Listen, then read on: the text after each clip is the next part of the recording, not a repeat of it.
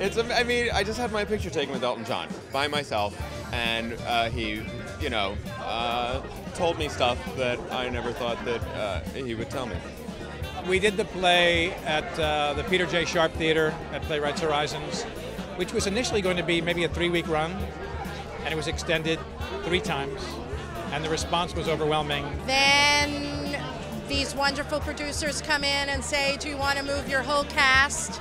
We got the Helen Hayes Theater, and then we get into rehearsal, and a week later we're told that Elton John and David Furnish want to come on board and produce our beautiful show, and it's been like a fairy tale. I can't even believe it. David, my partner, went to see it off-Broadway last year. Loved it, told me about it, took Stephen Daldry, who directed Billy Elliot, who also raved about it. And so when it was mentioned that it might go to Broadway, we were approached to lend our names and invest a little money into it so that we could give the show a lift. There's no big names, but they're all stars on stage. That's why we became involved, and because having read the script, the intelligence of the writing and the relevance of the topics that are in the play made it a no-brainer, really, to become involved with. It's really just one of those, an embarrassment of riches. Absolutely so. And I'm just frankly just really grateful that more people are going to get to see Jeffrey's play, because I think the story is incredibly important and timely. We had such an amazing cast off Broadway, and they were all, how could we forsake them, you know? They were the production. They breathed such life into all of the characters that I'm really grateful to the producers to have taken that risk. We knew that we had a great ensemble the very first day we got together. We love each other, we trust each other, so that we can, we have to go a huge emotional distance in this play every night.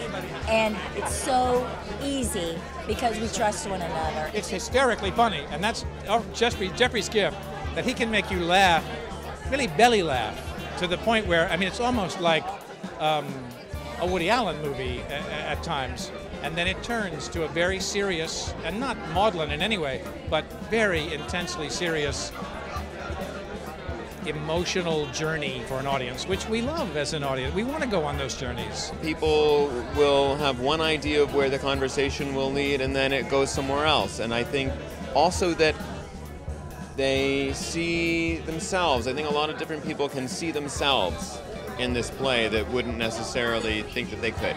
Gay rights for me is human rights. It's not gay rights, it's human rights. And as far as the religious element of the show, we all should be allowed to believe what we believe in, as long as it's not harmful to other people and it's not extremist. That also, is a message for tolerance as well. What's really nice is we're not just preaching to the choir of, say, the gay liberal left community. We really are having breakthroughs with, say, a religious right, and that's a prime example. That's real. That happened.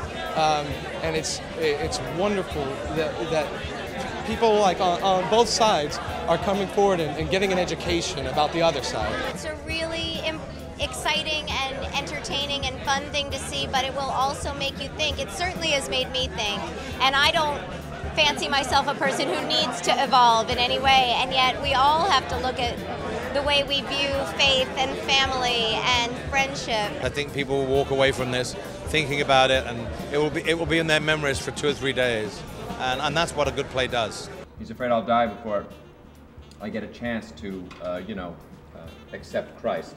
And then we won't be able to be in the afterlife together. That's so sad.